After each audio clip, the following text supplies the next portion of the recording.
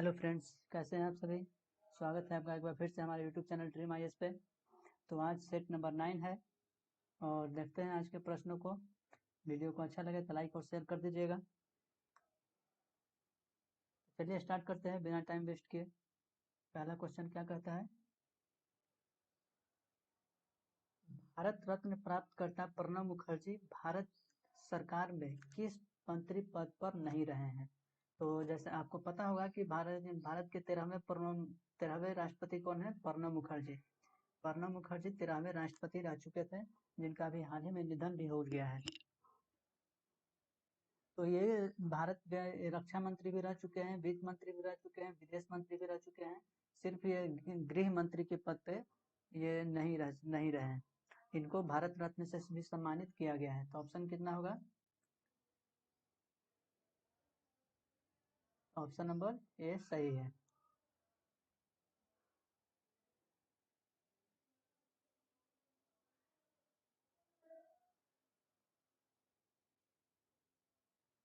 Option number A आपका सही है।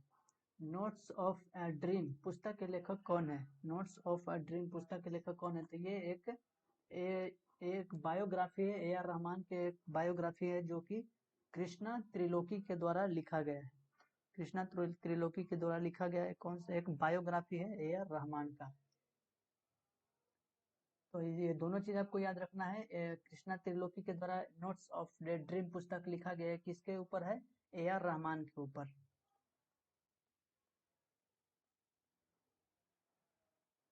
इसलिए और ये भी याद रखना है कि ए आर रहमान के बायोग्राफी के ऊपर कौन सा पुस्तक लिखा गया है, नोट्स ऑफ ए ड्रीम। वर्तमान में सर्वोच्च न्यायालय में मुख्य न्यायाधीश के अतिरिक्त न्यायाधीशों की संख्या कितनी हो गई है। तो न्यायाधीशों की कुल संख्या कितनी है, 34 है। इसमें 33 न्यायाधीश है, 33 न्यायाधीश है और एक सीजेआई है, चीफ जस्टिस ऑफ इंडिया। कुल मिलाकर सुप्रीम कोर्ट में 34 न्यायाधीश है, एक होता है सीजेआई और बाकी होता है 33 न्यायाधीश। इसमें क्वेश्चन क्या कह रहा है कि सर्वोच्च न्यायालय में मुख्य न्यायाधीश के अतिरिक्त, यानी कि मुख्य न्यायाधीश को छोड़कर अतिरिक्त न्यायाधीशों की संख्या कितनी है, तो 33 संख्या है। विश्व में पहला एलिफेंट रिजर्व किस राज्य के द्वारा बनाया जा रहा है। तो एलिफेंट रिजर्व वर्ल्ड में, ये विश्व की बात कर रहे हैं, भारत की नहीं।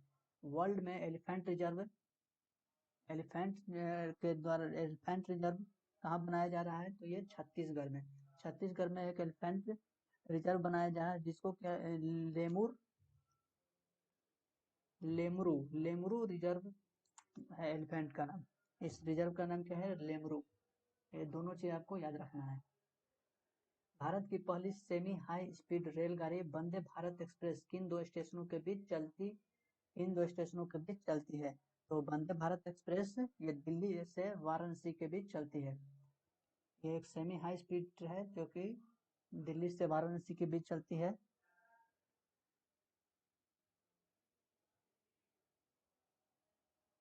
91वें ऑस्कर अवार्ड 2019 के तहत किस भारतीय लघु फिल्म को बेस्ट डॉक्यूमेंट्री शॉर्ट सब्जेक्ट का अवार्ड मिला है। तो ये किसे दिया गया है, ये पीरियड एंड नहीं है, यहाँ पे इंड है, इंड है। Period end of sentence. ये किसके ऊपर, ये 19वें ऑस्कर अवार्ड इसको दिया गया है, एक लघु film best documentary film short subject है। इसमें मुख्य रूप से महिलाओं के पीरियड से संबंधित ये इसमें कहानी को बताया गया है, जिसमें यूपी के एक स्टोरी के ऊपर ये पूरा डॉक्यूमेंट्री बनाया गया है।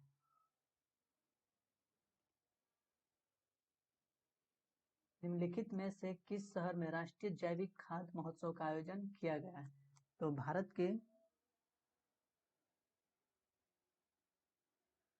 के जैविक बाजार को उजागर करने की दृष्टि से एवं जैविक पद्धति को बढ़ावा देने के लिए नई दिल्ली में ये महोत्सव का आयोजन किया गया है, फरवरी 2020 में।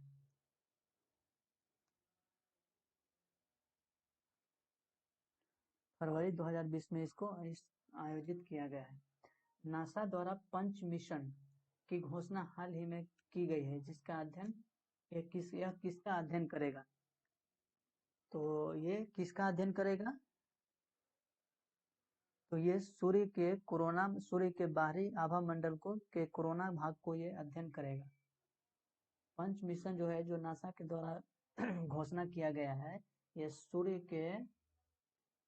के जो बाहरी आभा परत है, उस आभा मंडल के कोरोना भाग को ये करेगा। उसके अलावा ये सोलर विंड के बारे में भी जानकारी प्रदान करेगा। हाल ही में किसे डॉक्टर अंबेडकर पुरस्कार 2020 से सम्मानित किया गया है? तो डॉक्टर अंबेडकर पुरस्कार किसे दिया गया है? ये सुनील शेट्टी को प्रदान किया गया है। जैसे कि सुनील शेट्टी जो कि कोविड-19 के दौरान कोविड-19 में लोगों की मदद करने एवं समाज कल्याण के लिए इनको दिया गया है। हाल ही में ग्रीन पीस के जारी रिपोर्ट के अनुसार मानव जनित सल्फर डाइऑक्साइड SO2 का सबसे बड़ा उत्सर्जन करता देश कौन है? तो ये ग्रीन पीस एक के द्वारा एक रिपोर्ट जारी किया गया है, जिसमें बताया गया है कि भारत जो है SO2 का सबसे बड़ा उत्सर्जन करता है, जिसमें भारत में लगभग 15% से ज़्यादा ही उत्सर्जन किया जाता है। इसके अलावा दूसरे नंबर पे रूस है और चीन को तीसरा स्थान प्राप्त हुआ है। सल्फर डाइऑक्साइड ये एक प्रदूषक गैस है। यह कोयले के प्रयोग एवं मानव द्वारा प्रदूषण से निकलता है। ये किसके द्वारा जारी किया गया है? ग्रीन पीस रिपोर्ट के द्वारा जारी किया गया है। इसमें इस प्रश्न में आपको जो तीनों चीज याद रखना है। एक तो भारत के बारे में आपको पता होना चाहिए कि भारत को इसमें सबसे नंबर 1 पे रखा गया है, सबसे बड़ा उत्सर्जन देश माना गया है इसमें। और वहीं रूस 2 नंबर पे रूस और तीसरे नंबर पे चीन को रखा गया है। वर्तमान में लोक लेखा समिति के अध्यक्ष कौन है? तो लोक लेखा समिति के अध्यक्ष अभी कौन है? हाल ही में अधीर रंजन चौधरी को बनाया गया। अधीर रंजन चौधरी लोक लेखा समिति के अध्यक्ष है, जिसमें इसमें कुल कितने सदस्य होते हैं? 22 सदस्य होते हैं। लोक लेखा समिति में कुल 22 सदस्य होते हैं, जहाँ पे आपको 15 सीट लोकसभा से आता है और 7 सीट आपका आता है राज्यसभा से। तो ये चीज आपको याद रखना है। किस देश ने विश्व के पहले तैरते परमाणु ऊर्जा संयंत्र का सफल परीक्षण किया है? तो तैरता ऊर्जा संयंत्र किसके द्वारा किया गया है? रूस के द्वारा। रूस जिसने तैरता हुआ ऊर्जा संयंत्र परीक्षण सफल किया है। ये महत्वपूर्ण इसमें है कि साइबेरिया क्षेत्र में बिजली उत्सर्जित करने के दृष्टि से ये परमाणु तैयार किया गया है। ICC मैच रेफरी पैनल में शामिल होने वाली पहली महिला कौन बनी है? तो जैसा कि आपको पता भी होगा कि GS लक्ष्मी जो कि भारत की है। GS लक्ष्मी भारत की है, जो कि ICC मैच में रेफरी में ये शामिल होने वाली है। राष्ट्रीय विज्ञान दिवस 2020 का विषय थीम क्या है? तो आपको ये बताना है कि राष्ट्रीय विज्ञान दिवस कब मनाया जाता है। राष्ट्रीय विज्ञान दिवस आपको पता होगा 28 फरवरी को राष्ट्रीय विज्ञान दिवस मनाया जाता है। तो 2020 का इस वर्ष का थीम क्या है? Women in science.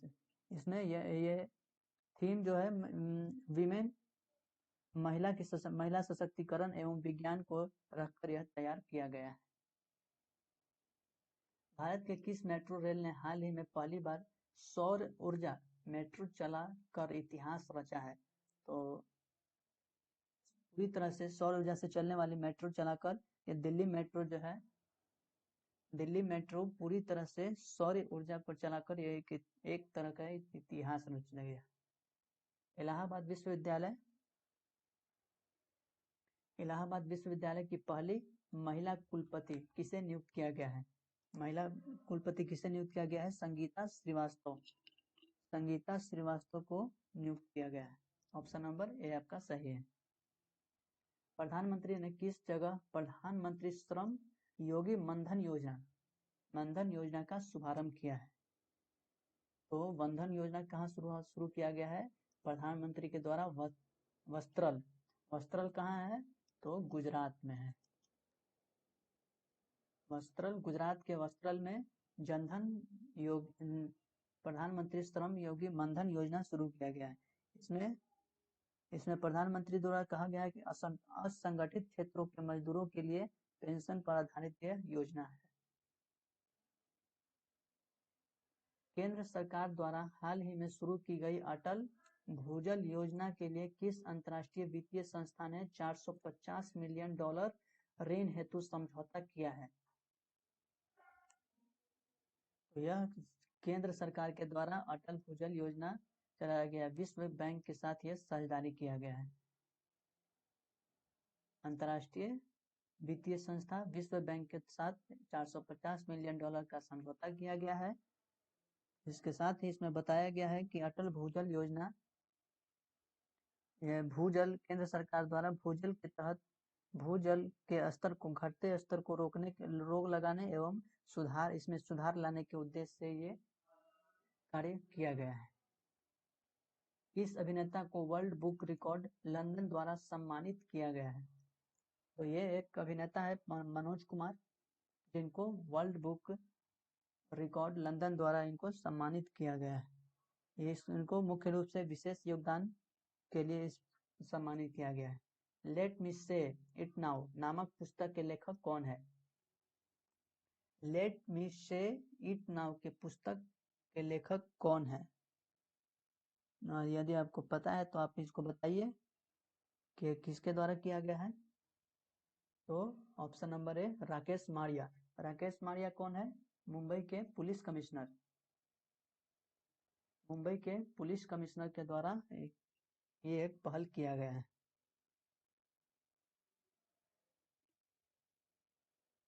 भारतीय रेलवे का कौन सा जोन ऊर्जा तटस्थ एनर्जी नेचुरल पर रेलवे स्टेशन का संचालन करने वाला देश का पहला जोन बन गया है?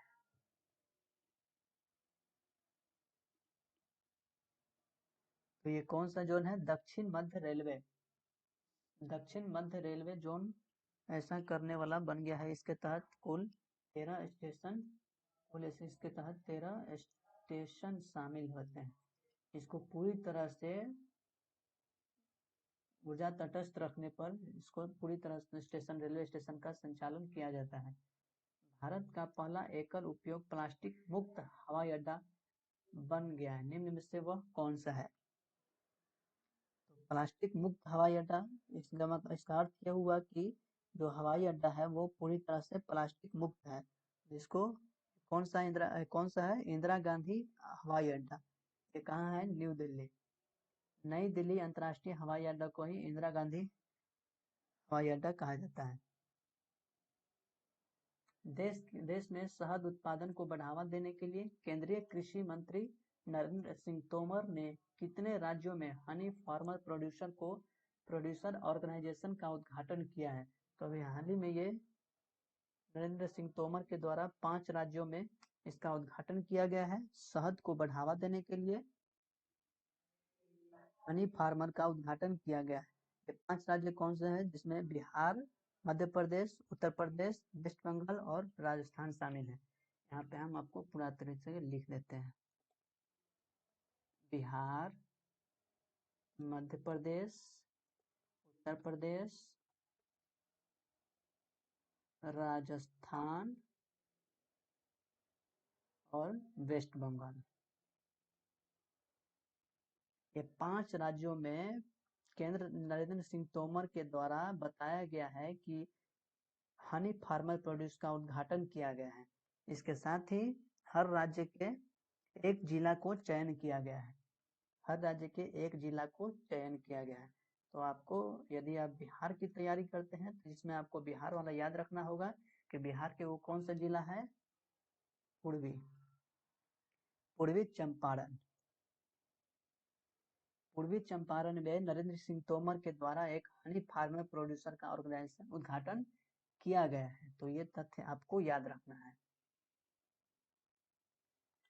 देखना आज का 25वां क्वेश्चन क्या कहता है कि यूएसए एयर क्वालिटी इंडेक्स 2020 में दुनिया का सर्वाधिक प्रदूषित शहर किसे घोषित किया गया है? तो air quality index air quality index 2020 की एक रिपोर्ट आई है जिसमें लाहौर को, पाकिस्तान के लाहौर को सबसे प्रदूषित शहर के रूप में घोषित किया गया है। वहीं अगर भारत की बात करें तो इसमें नई दिल्ली को दूसरे स्थान पर रखा गया है। तो इस तरह से आपको जो है ना याद रखना है क्वेश्चन को। भारत के भी ये जब बात लाहौर की करें तो ये विश्व में हो जाएगा। और भारत की अगर तो देखें तो इसमें नई दिल्ली आपको दूसरे स्थान पर रहेगा। ये किसके द्वारा है? ये यूएसए के एयर क्वालिटी इंडेक्स की रिपोर्ट में यह बताया गया है। तो इस तरह से हमने कितने 25 क्वेश्चन को हमने आपके सामने सोल्व किए, उसको पूरी तरह से एनालिसिस किए।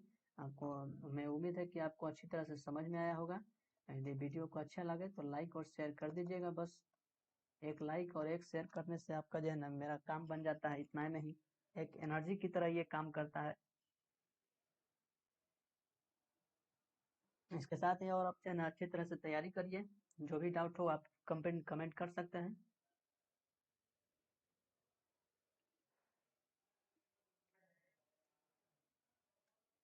इसके साथ ही बड़ों का आदर करिए, छोटे से प्यार करिए और अपना व्यक्तित्व इस तरह से बनाएं ताकि महिलाएं आपके साथ सुरक्षित महसूस करें। चलिए मिलते हैं हम लोग नेक्स्ट वीडियो में। तब तक के लिए धन्यवाद।